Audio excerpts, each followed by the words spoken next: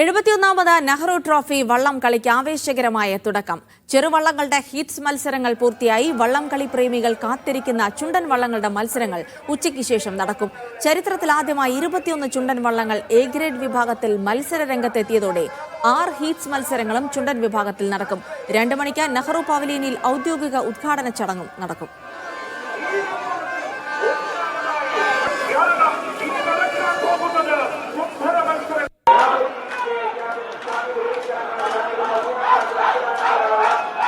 ജോസി ബാബു തത്സമയം ചേരുന്നുണ്ട്. ജോസി, ആവേശകരമായ ചുണ്ടൻ വള്ളങ്ങളുടെ മത്സരങ്ങൾ അത് 2 മണിക്ക് ഉദ്ഘാടന ചടങ്ങിന് ശേഷമാണ് നടക്കുക. വിപുലമായ പരിപാടികൾ തന്നെയാണ് ഉദ്ഘാടന ചടങ്ങിന് ഒരുക്കിയിരിക്കുന്നത്. ആവേശം എത്രത്തോളം ഉണ്ട് ജോസി?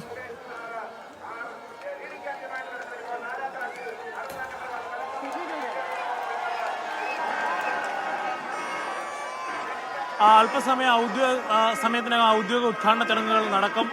ചെറുവള്ളങ്ങളുടെ ഹീറ്റ്സ് മത്സരങ്ങൾ പൂർത്തിയായിട്ടുണ്ട്. വലിയ ആവേശത്തിലാണ് പുന്നമട.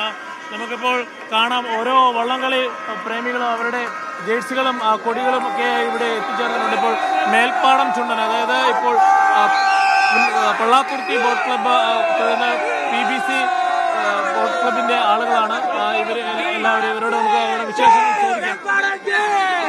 ഇത്തവണ ഡബിൾ ഹാട്രിക്ക് തേക്കോ? തീർച്ചയായും നമ്മൾ ജയിക്കും. കാരണം ചിരകാല സ്വപ്നമായിരുന്നു മേൽപ്പാടം എന്നുള്ള വള്ളം.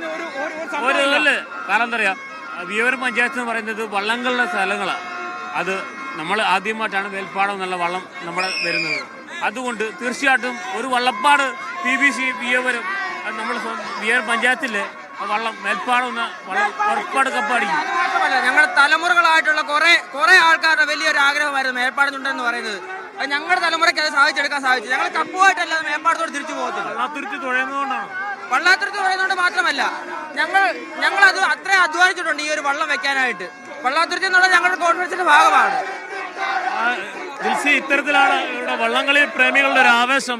എന്തായാലും 21 ചുണ്ടൻ വള്ളങ്ങളാണ് ഈ ഉച്ചയ്ക്ക് ശേഷം നടക്കുന്ന ഹീറ്റ്സ് മത്സരത്തിൽ മാറ്റുരയ്ക്കുക.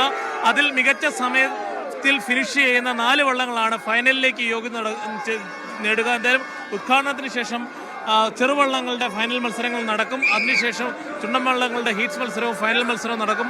6 മണിയോടുകൂടി ഈ വർഷത്തെ ജലരാജാവ് ആരാണെന്ന് അറിയാൻ കഴിയും. എന്തായാലും പള്ളാത്തുരുത്തി ബോട്ട് ഡബിൾ ഹാട്രിക്ക് തേക്കുമോ അതോ കഴിഞ്ഞ വർഷം കപ്പിനും ചുണ്ടിനും ഇടയിൽ വിജയം നഷ്ടമായ വില്ലേജ് ബോട്ട് ക്ലബ്ബ് കൈനഗിരി, അതോടൊപ്പം തന്നെ യുണൈറ്റഡ് ബോട്ട് ക്ലബ്ബ് കൈനഗിരി, അങ്ങനെ മത്സരരംഗത്ത് സജീവമായുള്ള മറ്റ് ബോട്ട് ക്ലബ്ബുകൾ ഇത്തവണ ആധിപത്യം ഉറപ്പിക്കുമെന്നതാണ് എല്ലാവരും ഉറ്റുനോക്കുന്നത്. എന്തായാലും പവലിയൻ നിറഞ്ഞു കവിഞ്ഞിരിക്കുകയാണ്.